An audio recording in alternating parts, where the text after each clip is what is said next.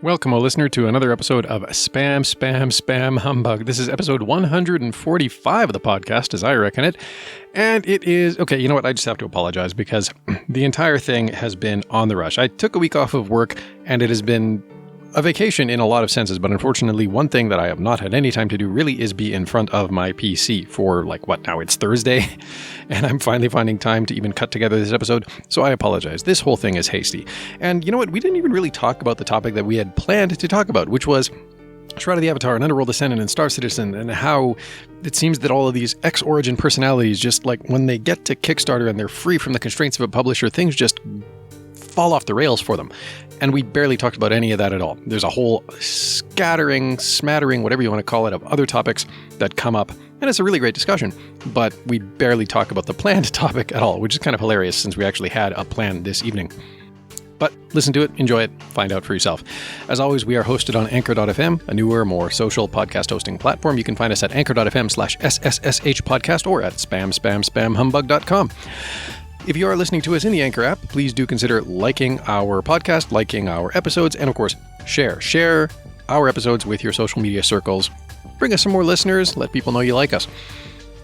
And of course, you can also find us if you want to support the podcast or the Ultima Codex. You can find us on Patreon, patreon.com/Ultima Codex if you would like to join the small but hearty crew of backers that we have.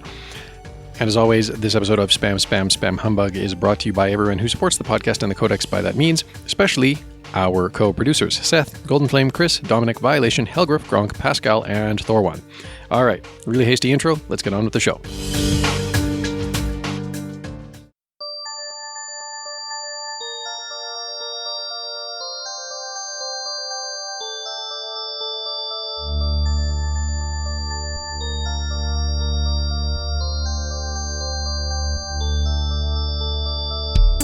This is the bot's attempt to convince us it's not a bot.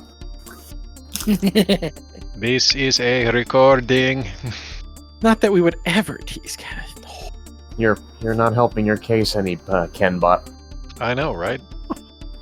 Sorry, the kids are watching Despicable Me the other day, so Aww, good for that's what I them. got. It's a good show.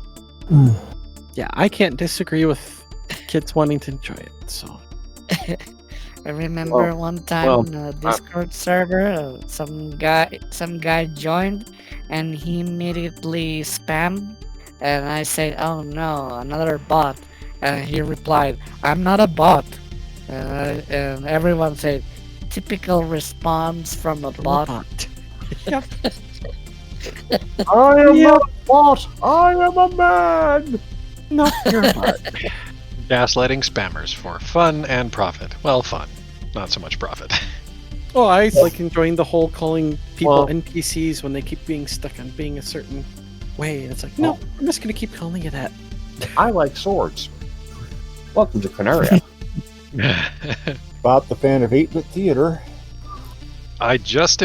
What happened? I was at my daughter's fastball practice, and one of the kids, I don't remember exactly the circumstances. I think she got hit in the knee with a ball. Ouch. And so, of course, her dad, one of the coaches, was consoling her afterwards. But it took, because he and I had been chatting just beforehand, and we'd actually, he's a computer programmer, I'm what I am. And so we had been talking a little bit about gaming.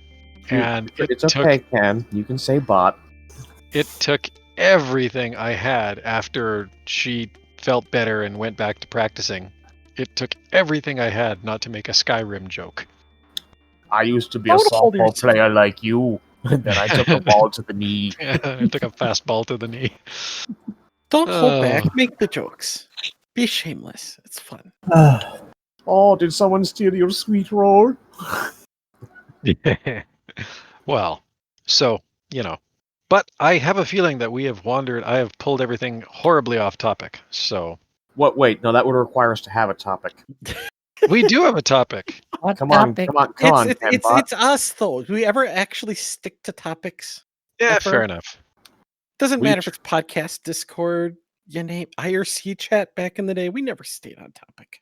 Yeah, Those that complain about hurting cats have never heard of dragons. Yeah. Stay on target. It's no good. I can't shake them. Stay on target. Get out of there! You're not doing any good back there. That came in a different part in the movie, though. Sorry. Yeah, sorry. Go. Stay on the meter. But it's still very applicable. So It is. And I find myself reminded of trying to GM for a group and keep them on That was point. your first mistake. Players never stay on target. I've learned to use this as a strength. I like the one where it's like the 3 bowls of cat food, and it's like, me, the GM, setting Preventing up a the really puzzle simple for puzzle. for my group, and then it's like the 3 cats literally tied in knots, eating from each other's bowls. My players coming up with a terrible solution. And I saw a similar video, such a similar video with dogs. Yeah, The same 3 idea. balls are served, and the dogs come running to the bowls, and with their tongue they throw the food everywhere on the floor. The floor is covered with all the food, and they just frenetically eat the dry food, jumping from one place to another like crazy. Sounds about right. Goodness. The fun part is when you have like 1 or 2 players in the frantic group that are just aware enough so that when you set off the iron trap later, you see the dawning comprehension as all of a sudden all the clues that you sprinkled earlier that they frantically ignored drop into place, and they go, "Oh, That was foreshadowing." oh dear." I think sometimes some of the reason I keep running is for players like that. There's an element of sadism than in any good GM, I suppose. You have to provide your players with a challenge. The fact that they ramp up the challenge through their own efforts is not my problem. Or I get the players where I'll put something I intend to basically be a team killer against them, and they'll find the one thing I didn't think of when building the encounter and totally bypass everything I thought of. Yes. You have to realize that this slapdash team of idiots will suddenly crystallize into a force capable of killing God himself when combat hits the table. Well, that's fitting since it was Scion that I was running, and they were fighting a high-tier demigod. Sometimes it's not even that they. Sometimes it's not even that they, wind up killing anybody. They just, I've heard of scenarios where they, just completely wind up circumventing the need for combat in general. You see, I'm all right with that. In fact, to some extent, I encourage that with my players. Oh, sure. There will Creative absolutely, solutions. and there will also absolutely be times where I will throw down a monster, and it just be blaringly obvious that a head-on confrontation is just going to be like trying to attack a steamroller with a papillon. that's a good analogy. I'm pleased that more often my players actually recognize this than they used to. This reminds of another meme that I've seen. It means they're learning. Walking volcano. I don't know what you did to piss the GM off, but you shouldn't have done it. Can I go off into a bit of a curmudgeonly old GM story for a second? Why not? We've been so on topic so far. On a topic that has not even been announced, I will point out. The group specifically that I was talking about, they were set up to fight a high-tier demigod who had been an arch villain for them for a long time. And rather than I set up a trap where they had a high-value prisoner that the party needed to rescue because it was a mentor figure of theirs. I had it set up on the understanding they were probably going to try to stealth in. That was mistake number 1 on my part. I made it very clear. Chances Why would are you assume that? I'm going to tell you something right up front. From over 30 years of GMing, unless the whole party is built for stealth, never expect the party to take the stealth route. Leroy! I was actually just playing WoW Classic earlier. So, least I got chicken. Actually, There it is. from my experience, I had a group of players where one would stealth forward, and afterwards he would cast. I think it was Dimension Door to pull the whole party across. Okay, that's got to be an interesting interpretation. The standard version don't work like that. But leaving rules grognardery aside,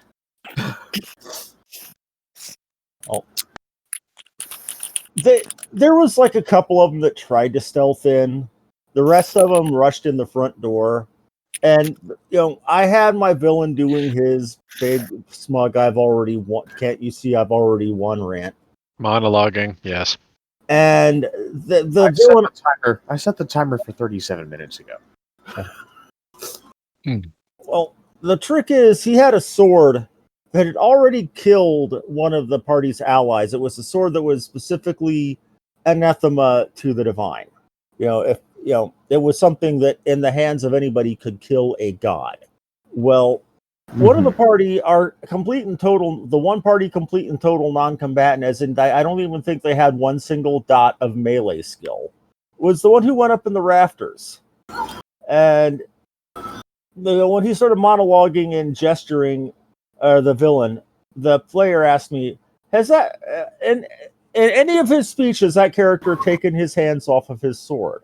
And I said, "Yeah, he jammed it into the floor, to state, as a display of his own physical strength." "So you're saying his hands aren't physically touching it now?" "Yes. I would like you to look at page so and such. It's so and such power. I'm going to telekinesis his sword up to me."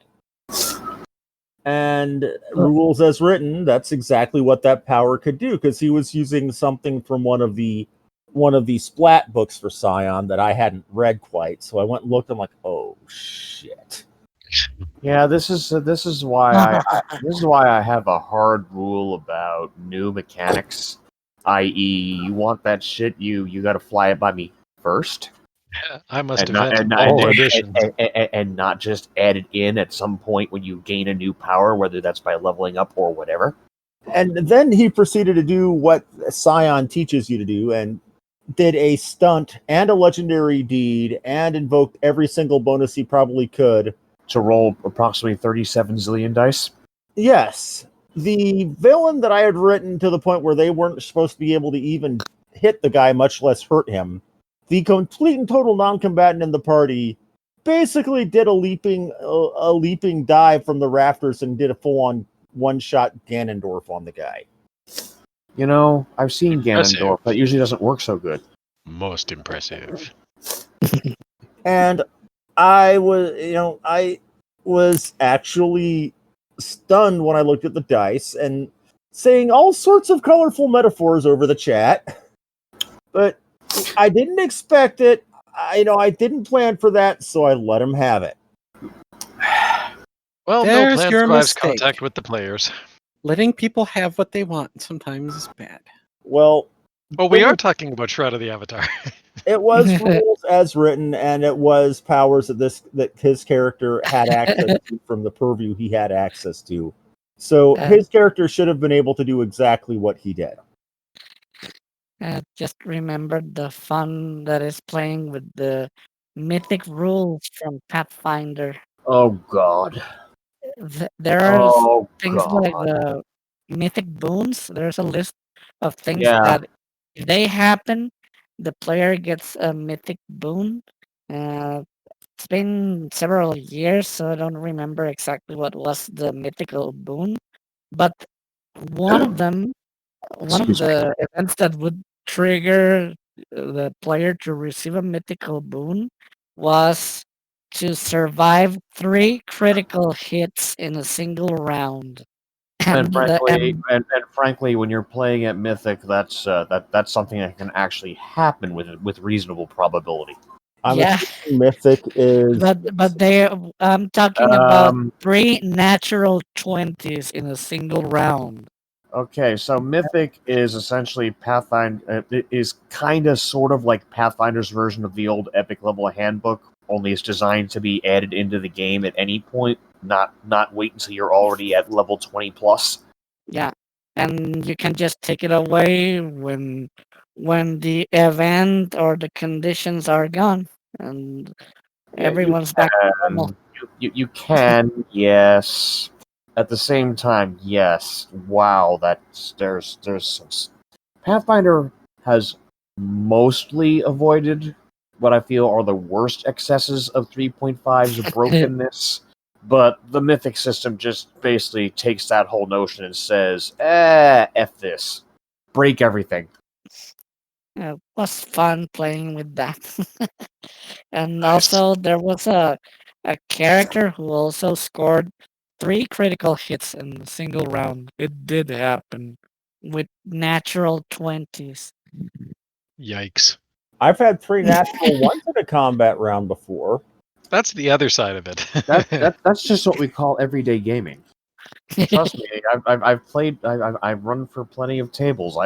I have watched the Legion of Suck roll over many a party.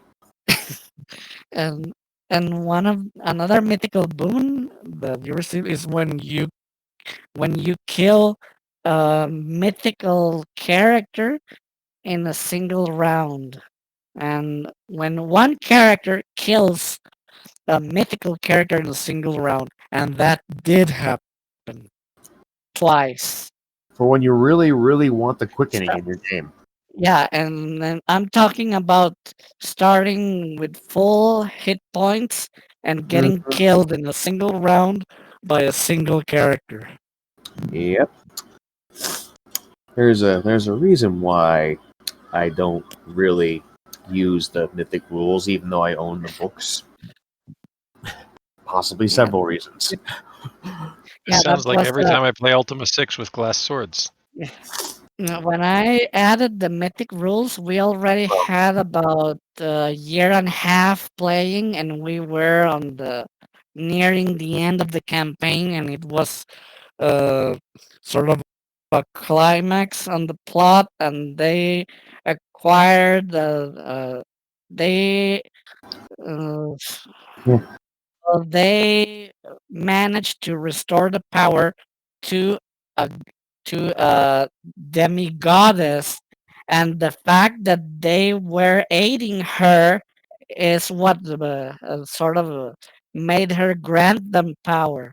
So they were sort of like the servants or help her, and that's when I handled when I added the mythical rules. From a story standpoint, I can totally see several places where it makes sense. It's the whole, I don't know, when you decide that balance is no longer even something you need to pay lip service to, I get a little leery. Nah. Also, Ken, when you mentioned the glass swords thing, glass swords at least break when you use them. Yeah, well, yes. But, I mean, come on. Anybody who knows how glass swords work doesn't go into combat with just one. Yes. Although I don't know if glass swords, you know what? I haven't tested this in U6 in a long time. I really should. I don't think that glass swords behave like throwing axes, right? Because if you have 20 throwing axes in your inventory, no, they don't. If you throw one, it auto loads the next one. No, keep attacking with. I am almost certain that it does not, in fact, work like that. Yeah, I'm pretty sure that it does not. But whatever. Anything to boot a bolt to 6, right? Yeah. We know what you like. Well, that didn't sound creepy. Well, I like Ultima 6. I mean, what can I say? I really wish that someone would remake that. Wait. That didn't sound creepy? I'll have to try harder. On this podcast, you'll have to try a lot harder. I'll have to try even harder. Oh, yeah. Just to give you an idea of the scale of the game at that point, when I was applying the Mythic Rules, they were fighting a kaiju. That's a massive monster. They're always fun. Yeah, I know what kaiju are. And but they were aboard scary rules for them. They were aboard a war airship. They had lots of of cannons, lots of firepower. And it's not enough. The warship was firing at the kaiju, and then they jumped on the kaiju. They used the what was the name of that spell? Spider walk. Mm, One where you just stick to the walls and surfaces. Spider climb. Spider Spider- climb, and they stuck to the kaiju with spider climb, and then they started fighting. They tried to chop off its tail, which was a sort of a it was like a mace with long razor sharp blades on it, and it would swing the tail, and then the wings were so powerful they created hurricanes, and it was just massive. It And was its a breath. huge fight, Death. and what happened is one of the characters was a grappler. He was Oh completely God. specialized in grappling, and he had a power which allowed him to lock himself in place. And the mythic rules allowed him to use that power to a degree that he could just lock himself in midair or that kind of thing. So he grappled the kaiju, and then he's stuck in place. The kaiju was there floating in the sky, and then the warship fired at its maximum power.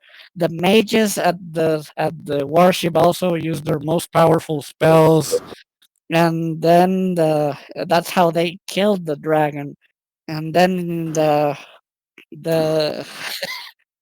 well, the player was very happy because he just managed to pull it off. He managed to beat the kaiju's grappling score, and, Which, and considering the he held size it of in those place. creatures, is a trick all in of itself. But again, mythic. So at that point, Yeah. That's some Los Tiburon level silliness. For those who don't read 1D4chan, Los Tiburon was a Pathfinder D&D story about a half-orc monk who specialized in grappling and rolled to pin a dragon's wing while on its back and rolled a natural 20. Well, in this case, it was a half giant, and he had it was uh, I a am psychic this far warrior away. and had the expansion power, which could allow him to grow three. I think it allowed with the mythic and everything. It allowed him to grow 3 size categories, and also being a half giant, he counted as an additional size category higher. Because otherwise, you're just not grappling something that big. It's just not going to happen. And sorely tempted to nitpick that whole natural 20 thing because I know the Pathfinder rules, and technically grapple checks are not attack rolls. So a 20 is not an automatic success. You still have to actually beat the CMD with a grapple check. Well, when it comes to grappling in almost any system, my eyes tend to glaze over. Well, I can't blame you for that. That's because almost every system that uses grappling decides to make it hardly complex for reasons that don't really stand. We're going to make grappling so complex that almost nobody will want to use it to encourage people to just stick to swords. Yeah, they haven't figured out A quick grappling and graceful way of actually doing it. works No. with fun. I mean, to this day, there is a trope on TV tropes, grappling with the grappling rules. Yeah. Go fall down that rabbit hole. You'll be there a while, trust me. I have been. I have lost multiple hours of my life just cross-referencing and clicking and finding, why am I looking at an anime about horse girls that run? Hey, at least it wasn't the bird dating simulator. I think that one is actually banned off Twitch. It was either Hatoful or Honeypot was banned off Twitch. Almost certainly I Honeypot, think- actually, because Honeypot actually has some nudity in it, and that tends to send the Twitch censors into a flurry. what's weird though, speaking whereas Hatoful just has a bleeped up freaking storyline once you play through enough routes to actually see it all. the Thinking Twitch that rules are weird though. If it's not the main aspect of a game, you can get away with it as long as you get past it as quickly as you're able. So you can deal with nude statuary in, say, an Assassin's Creed game. Yeah. If you don't spend I don't know, like 20 minutes ogling the nude statuary just sitting there, you're fine. I can almost guarantee you though, the problem is in Honey Pop, it's literally an integral portions of the game's play reward system. So it doesn't really fly. Well, and given the nature of how much the character creator for the game has been hawked, I'm sure you'd have to play with nudity off if you were going to be doing Cyberpunk. Yeah, well, we've kind of covered that. The streams will get to that in due course, I'm sure. But we are once again drifting far, far away. So Ken, what was the topic? Well, I mean, there was some. This might be a good time to introduce it.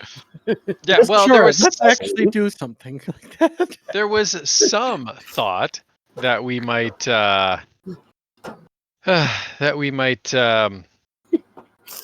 about Shroud of the Avatar, which okay. That's something to do with emasculation. Do we really want to beat that dead horse more? Because I mean, I don't know. Well, you know what?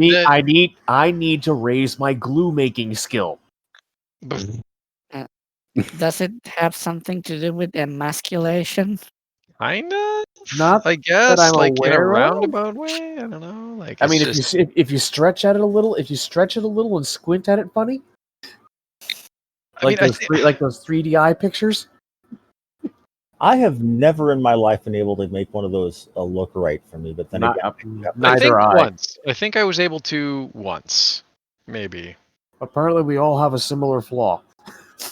Because 99% of those things I cannot get to work for me at all. I think. Well, anyways, I think once I was able to, but whatever. Yeah, clearly I just don't have the eyes for it. But da-dam. I do believe our intended point of topic had to deal with the disappointments of kickstarted games by Origin former staff. That is an amazingly specific bullseye you have produced, sir. Well, specifically, we were talking about Underworld Ascendant, Soda, and Star Citizen, I do believe. Well, yeah, I mean, okay, like Star Citizen is kind of the low-hanging fruit here because Star Citizen really hasn't changed, right? Like it's just doing what it's always doing, which is to say that it's kind of steamrolling ahead with this crowdfunding campaign that continues to amass millions of dollars for reasons unbeknownst to me, and delivering incremental updates. How do us mere mortals get in on that action?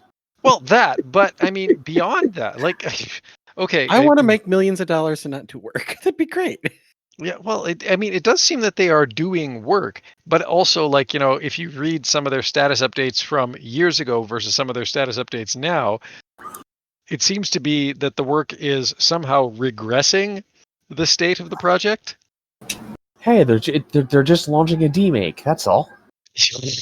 Maybe that's what it is. I don't know, right? Because like they went from early status report. Was it bartenders or something? I can't even remember now.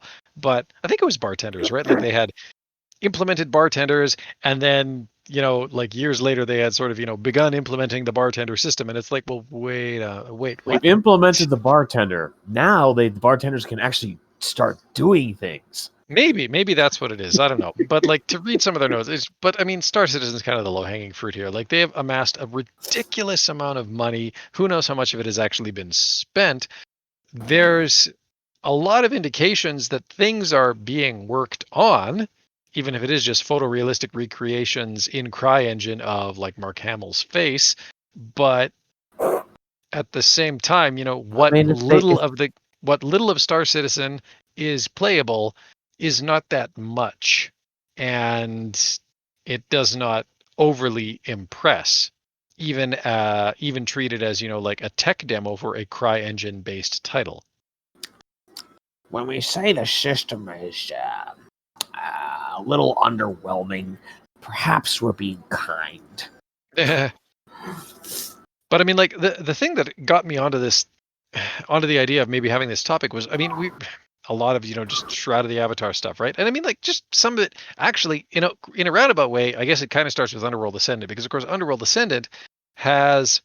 Now, Underworld Ascendant is a complete game. Now, granted, it's not the same game that necessarily they were pitching during the Kickstarter, right? I think Umbre was pointing out that it was pitched more as, a dungeon crawling RPG, but what it wound up being was more of a puzzle solver.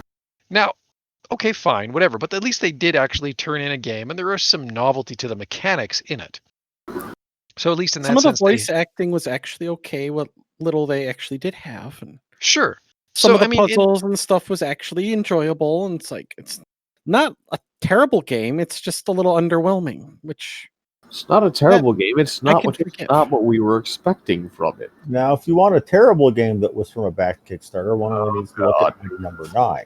Is number 9 the name of the game, or do you actually have a list of 10 terrible games? This is number 9 on the list. No, Mighty Number 9 is the name of the game. It was put out Mighty Number 9. I didn't hear the word mighty. Yeah, that was the Mega Man spiritual successor from the guy who was behind the Mega Man series. But it came out, but it wasn't that good, and I don't think people got their physical goodie fulfillments on that either. Like the whole game box and book thing that we have trouble, or that we've been having trouble with. Right, and that was kind of the big criticism of Underworld Ascendant as well, was that, like, hey, where are the game boxes? Thou didst promise a good, and thou hast not delivered. Dost thou honorably correct my mistake? Correct mistakes. Hang on, Drax, you're kind of lagging out there. Yeah, expecting them to fix anything is crazy. I was saying that I've been playing a game. It's called 20XX, and there's a sort of a sequel, 30XX, coming. The 20XX is basically sort of a Mega Man X clone with 2 playable characters and 2 DLC characters. And it's a mix of Mega Man sort of game with Rogue. You have a single life, and your energy, your life points do not recover after each stage. You have to get health capsules to recover your health and everything. And so you start the game, and you start on the first stage. You beat the boss from that stage, and then you go to the next one with the life energy that you had left from the previous one, and try to survive and get to the boss of that stage and kill it, and go on and on and on until the end. The stages are procedurally generated randomly, and also the starting stage and the stages available after you finish one stage are random as well. The power-ups you find are also random. You can find the different upgrade suits, for example, upgrade helmets, upgrade armor, upgrade boots, upgrade weapons. Yeah, and sounds like they really pushed the roguelike portion of the equation there. Yeah, and it's quite fun. I already finished it several times with the main character.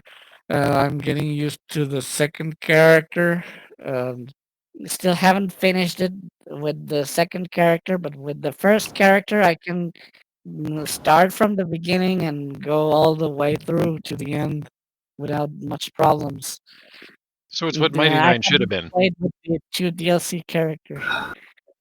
And it's really addictive because the stages they are not only randomly generated, so they also get harder as you go forward.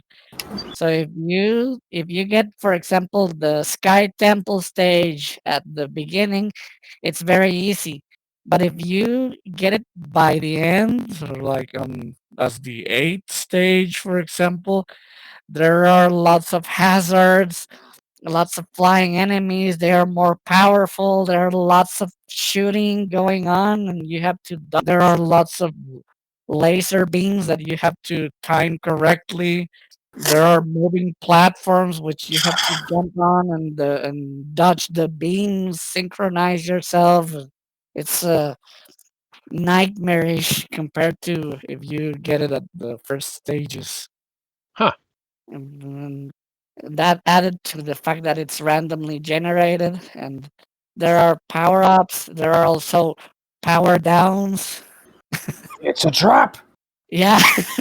Yeah. Sometimes they benefit you. For example, there's a power down which halves your life bar, but it doubles your energy bar. More DACA. Yeah, with the energy bar, you have access to to the weapons, and you can use them more times. But when you have 44 life and 30 of energy, it's really not so bad to get your life halved and and the energy to get to the double. Yes. Indeed. Mhm. Put it on the table. I guess I walked right into that one. So, You mean anyways, you- well, there you go. There's your game recommendation for this episode, 20XX. I'm reminded of nothing so much as one of the many, many weird spin-offs that There it came out of is. the Strong Bad emails, 20XD6, which was their weird take on anime. So, There's the link. there it is. They have a campaign for 30XX. I don't remember if they have a crowdfunding campaign or not. Been more entertained by playing the game than checking the advertising. Fair enough. As it should be. Yeah, that was literally what I was thinking. See, and there's the sort of, if they are doing crowdfunding or whatever, like, based on everything you've said, I would have reasonable confidence in their ability to deliver a good follow-up, which, like, unfortunately, yeah, there's another one coming up. Oh, Shoot, and shoot, shoot, shoot, it's shoot. a simultaneous 2-player game as well. Ah, Ooh, that's all right. that can be nice sometimes. Yeah, local or online. Handy. It's nice to have a couch co-op game. Well, there's something special I about don't know. I'm not sure I want other people co-opting my couch. I like my couch. Well, I've had people co-opt my games before, but then again, that's more a matter of me being engaged to a gamer. As I say, that sounds more just like a sort of extended loan. This was a "this is mine now, go buy yourself a new copy" situation. Okay, so that's a Sounds little like marriage. If you let Wow. an exotic dancer crash on your couch, does that count as having it co-opted? Asking for a friend. Well, this was a case of back when I think you might end up drawing more aggro than you intended with that maneuver. That was a long time ago. The aggro field was different then. Yeah, well, not going into that story, but there is a story. We'll have to try and pry it out of you in a different session. Oh, I'm sure we could do that. Oh, but Get a wrench. You've read XKCD. You know what you have to do. There's a lot of XKCD. What I may have to do is a long possible list of options. it's not wrong. There's only a handful of XKCDs that involve a wrench, and even fewer of those that involve extracting information from someone. So, which teeth do you like least? I already had mine out, actually. Thanks. Well, we can go for the encore. It is true. And now that we've gone through that little grimdark scenario, Yes. So after that digression, True story. Anybody remember Final Fantasy XI, the first MMO? nope. Yes. Well, being the absolutely huge weeaboo that I am, Go on. So noted. I got myself a copy when it first came out because I was thinking anything with Final Fantasy is going to be good. Mind you, I hadn't seen the movie yet. Ha! You had not learned to suffer for your brand yet. Well, I don't know. I kind of enjoyed Spirits. oh, it was a good movie. I just had No. to I was referring to Final Fantasy 11, not Final Fantasy: The Oh. Spirits Within. Yeah, 11. Yeah, I still have issues with that game. It was an MMO in the style of old games that made you suffer for it. See? Past about level 10, you had to be in a group to do anything more than wipe your own behind. And even that required 2 players. It's true. Quite. It's true. Anyhow, my fiance, who at the time was just my friend, we hadn't gotten over ourselves quite yet. That took level 15.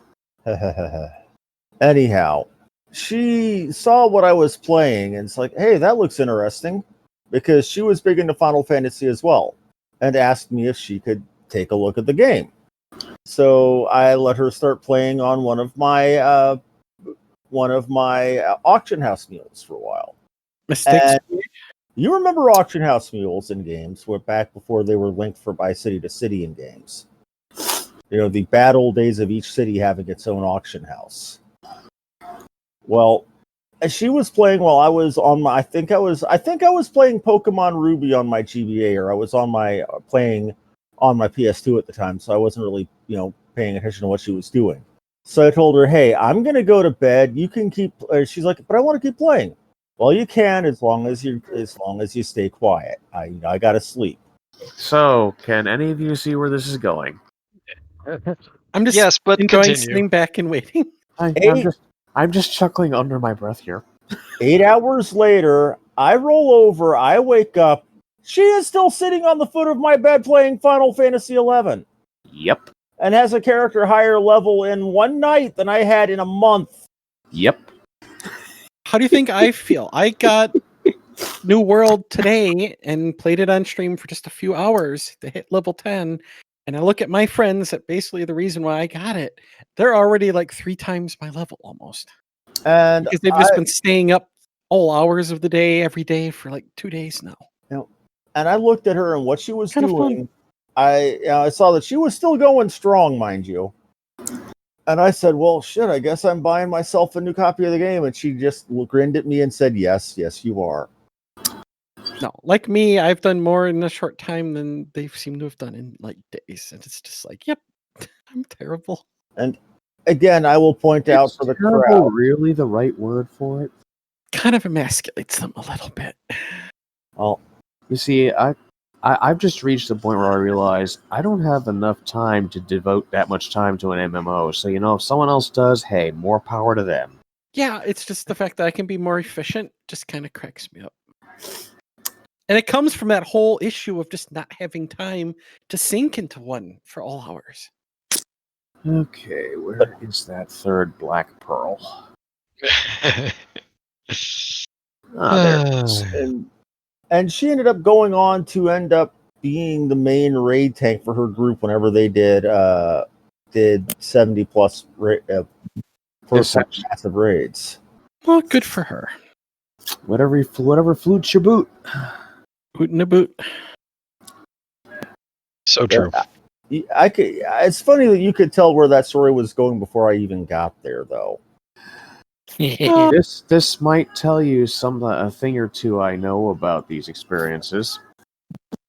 See, like if it had been my wife, then it wouldn't have been Final Fantasy. It would have been like 2 seasons later of Deep Space Nine. But still, somehow she mystically absorbs more episodes than you could actually play in the time allotment. Yeah. Well, yeah. How do you break physics so? I don't know. Maybe she just skips things in her. It's funny. Like even now, when she's not feeling all that great, she'll just put on DS9 to kind of listen to in the background as she falls asleep. And there's times when I've flipped the phone over in the morning, and amazingly, it A, still has enough battery to have video going still, but B, it's like, wait a minute, like This is not like you were on season 3. This is season 6. Like, are you skipping episodes in your sleep? Like, what are you doing? But whatever. It's Deep Well, Space Nine. So can I really complain? No, I cannot. I cannot. I hate to break it to you, Kenneth Bot, but she's actually a bot too. She's just better at it. Yeah. Well, you know what? I'll take it. Don't forget, time is relative when it involves light speed travel. Time Exactly, is relative. right? Time is relative. So are in-laws. Sadly, I have not yet figured out how to asymptotically approach my in-laws, but never actually reach them. Parallel processing. Lots and lots of parallel processing. The geekiest math joke I'm going to make all year. No, you'll do better. I have faith. Well, Yeah. Well, it reminded me of the old time I was told that there are 10 people in the world, those who understand binary and those that don't. damn Skippy. Yep. 4. There are also 2 kinds of people in the world. Those who can extrapolate from incomplete data. And yes, I deliberately left that blank.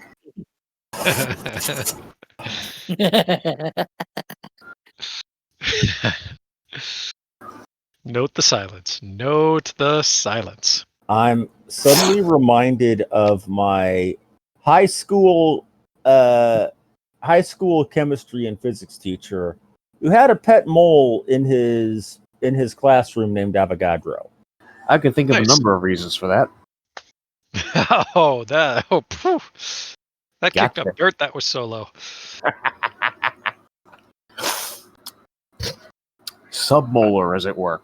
Oh, I remember a story of one of my wife's aunts, or like one of her relatives had a pet snake, and a rather large snake. I don't know if it was a boa constrictor or something, but a large pet snake.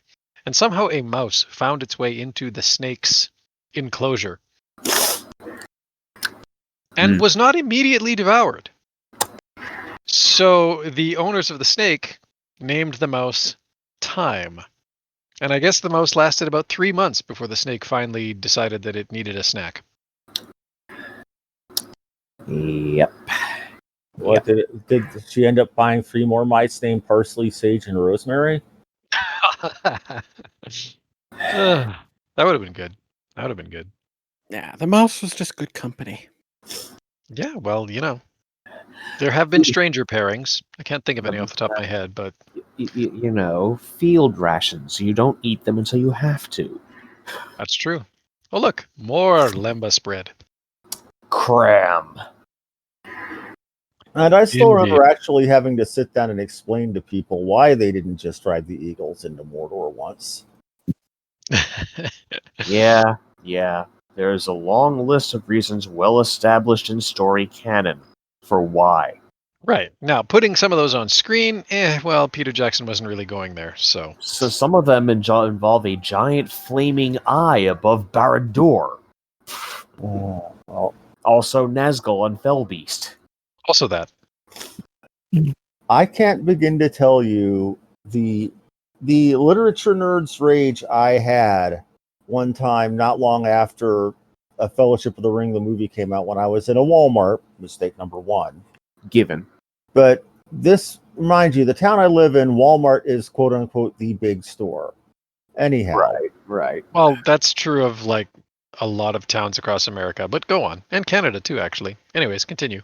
I did my customary trip through the book section to see if they had potentially had any new role-playing material, or to see if they had any books that interested me, because I was starting to get into the Harry Potter novels at the time.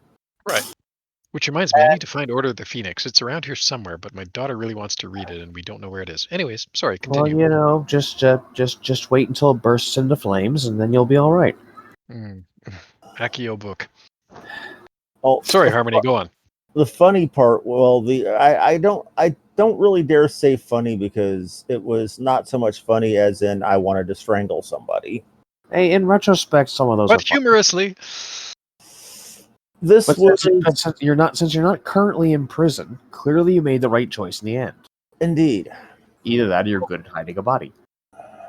Anyway. They What actually did gave this us lessons truant do? at the army. But anyway, I was listening into a couple of teenage girls looking at the Lord of the Rings books because they had reissued them with like Orlando Bloom and such on the cover. As one does. It's like, oh, these Lord of the Rings books. These are just like the movie. No, they're a little bit different. They're different. Well, they should change it to be more like the movie. I can see why you were having Fist of Death problems. Yeah. Yes. Must control Fist of Death. Classic Dilbert. But I dare not go up to say them because these were like girls who were like 13, 14, 15.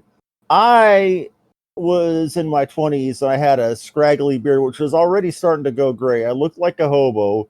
I realized if I walked in and started to make neckbeardy conversation about books, I would probably be seen at best as a pervert. Yeah, that would not go well. And Oh, there's no. no good ending there. I don't think pervert would be the best scenario. The best scenario would be harmless kook. Let's get away from him. Still, no good ending. Still, this is another point where there are better things to be thought of, but none of them are good. Well, There are other investments of energy. This was also about the same time I had also been asked to leave a GameStop, or else cops would be called, even though I was just going in to buy a game and hadn't done anything, because it was Pokemon night. And there were a bunch of kids there to play the Pokemans and, the cards. Yep. And parents saw me as an unattended, hobo-looking person. Yep. And a beat-up old jacket, coming into a store at night while there were a bunch of kids there. It's not a good look. It really isn't. It doesn't really work for you, no. Well, I cultivated it at the time because I figured it would be a way to get people to leave me alone. Well, yes, you know what? In that this- sense, you this- did probably succeed. Unfortunately, this is what we call one of those yes but moments. Yes. Quite. It is also a look that is cultivated to make people want you to leave them alone. By which, of course, is meant not be anywhere near them. As evidenced by the 100% success rate of them, threatening to call the cops on you. Well, and the store guy did ask me to leave. I said, "Look, I'm just here to buy a game. I'm here to give you money." And he said, "Look, I know that would normally be fine. However, these $50-$60 I might get out of you doesn't match the several hundred, if not thousands of dollars I'll get from these kids and their children. Please leave." Between tournament fees and packs that they will buy, yeah. And I couldn't argue. I mean, I was upset. I was more upset than I probably should have been, but I understood. That is one habit I'm glad my kids have not acquired. They're hardcore for Minecraft, but Pokemon is kind of just like, well, Pikachu is cute. Oh, look, an electric rat. How adorable. Well, technically, hashtag it's a trilby, not a fedora. Technically, Pikachu is more of a chinchilla. If you look at his mouth. I'm going to come back with that and say, as far as I'm concerned, that actually makes it worse. I've seen plenty of adorable rats. I have never seen an adorable chinchilla. But again, that's me. More like Your mileage may vary. Indeed. If you want to join the Ultima Dragons, you can do so at udic.org, where you can choose your very own dragon name. You can also find the Ultima Dragons on Facebook. We have a Facebook group there. And you can follow at Ultima Dragons on Twitter, or join them on Discord. And if you're feeling really old school, you can even fire up a Telnet client and check out the Weremount. Hit up the show notes for links to all of these. If you want to participate more directly in the podcast, you can send us an email, or if you're feeling a little bit braver, leave us a voice message in one of 3 places: the podcast website, our Facebook page, or on anchor.fm. And you're also welcome to join us on our Discord server to chat with us, to lurk, or even contribute to podcast recordings when they happen. And again, links in the show notes. If you'd like to support Spam Humbug, you can do so at patreon.com/ultimacodex, where for as little as $1 a month, you can get access to episodes the day before they go live to the general public. You'll also get access to behind-the-scenes audio when we have some to share, and possibly other interesting content. But we also welcome your moral support. You can like the Ultima series on Facebook, follow at Ultima Codex on Twitter, or leave the podcast a review on iTunes. And you're also welcome to share our episodes with your friends and social media circles. Spam, Spam, Spam Humbug is a production of the Ultima Codex. You can find show notes online at spamspamspamhumbug.com. Thank you for listening, and until next time, be virtuous.